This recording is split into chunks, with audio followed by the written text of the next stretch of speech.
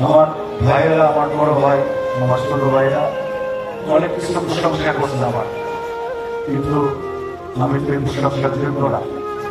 তারা করছে আমার ভালোবাসে, মহব্বতে করছে, কিন্তু আমি জানি আমি কিন্তু এই প্রশংসার যোগ্য না। সুরে সুরে দরবারে একেবারে নিকৃষ্ট করার জন্য বললাম, সুরে সুরে সুরে কবুল করে।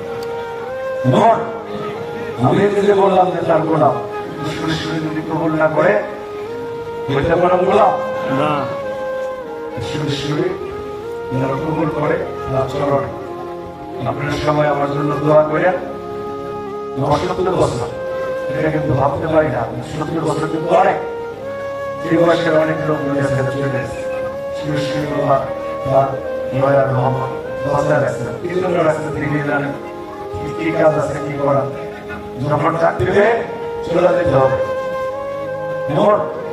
সুরেশ্বরী বাবা যদি চাকরি সেদিন আমি চলে